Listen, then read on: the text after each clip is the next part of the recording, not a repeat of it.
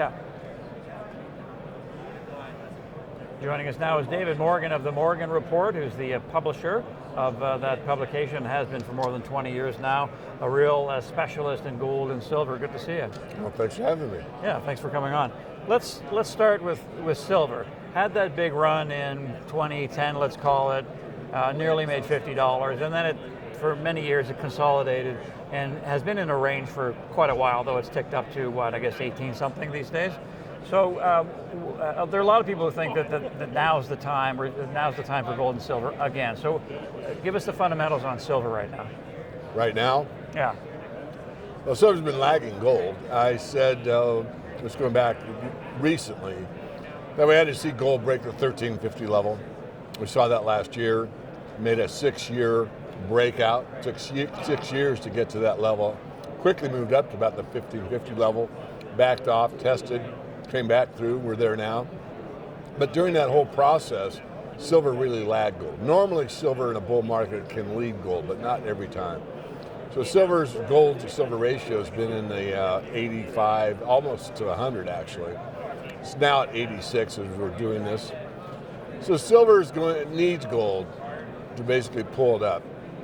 I think once this next leg up the metals really takes off, which I'm guessing is going to be another year and a half. It's going to be a good year this year. I think we're going to see 20% increase in the price of gold. I think we could see a 30% increase in the price of silver, which would put silver over 20 again, maybe in the 22 range. I don't think it'll stay there all year or anything like that, but I think it'll get there. I think you see some trading at that level. Once we get to those levels and they're established, then there's really not much upside resistance, and the momentum will keep building and building and building. For example, just to digress a little bit, yeah. The S&P was up 29% last year. I mean, come on, the top 500 companies in America up 29% on average. Unbelievable. Except within the sector, the best performing sector was the gold stocks. They were up almost double.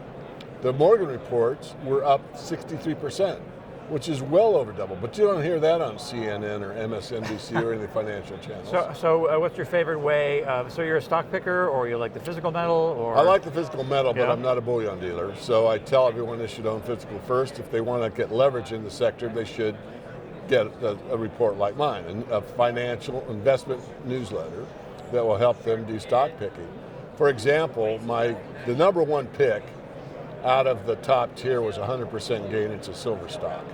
So if silver last year went from 15 to 30, there'd be a lot of happy silver owners. There aren't, because it didn't do anything close to that. Right. The silver stock did. But you're not going to name it. You got to get the Morgan report. That's right. All right. So that's silver. Let's talk about gold. You touched on it. Fundamentals seem to be shaping up nicely. You've got the Fed still quasi-easing, I guess you call it. So what do you think about gold right now? Well, I think it's imperative that you own gold. I think that if you know anything about monetary history, you know every fiat has failed from time immemorial.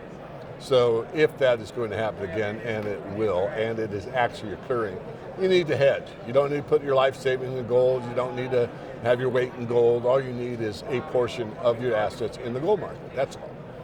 So, and again, are you talking physical and some stocks? I think the best is physical. Yeah. It's the go-to. You know, stock market's closed down for 2 days. There's a bank problem. There's a cyber attack. There's financial warfare. Who knows? I mean, when you could buy the gold coin, you can't get more basic than that. Right. Now, do you need a lot of it? No, you need a hedge, that's all.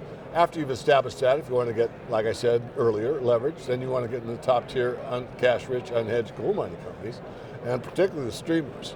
I mean, our worst streamer last year was up 43%, and our best is up 78%. So Franco-Nevada, Sandstorm Gold, those types? Mm-hmm. That's right. All right, and last question for you, and this may be unfair because you could probably go on all day, but what would you say your overall philosophy is in terms of investing? We know you lean towards precious metals. And big money goes in big companies, yeah. money in middle companies, and speculation means bet a little to win a lot. And if you go big and go home, and you put too much money in the best story you've ever heard in a gold mining company, and it fails, and the odds are worse than Vegas. I mean, 1/2% of the exploration companies actually become a mine. I picked more companies that have become mines than anybody else in the industry, and I'm not a geologist. How does that happen? How do you do that? I know what to look for, and it's not necessarily the physicality of the property. Yeah. There's something much deeper than that. All right. Excuse the metaphor, but And there is. the only way you find out is in the Morgan Report, right? That's correct. All right, thanks, David. Thank you. David Morgan, publisher of the Morgan Report. All right, that was good.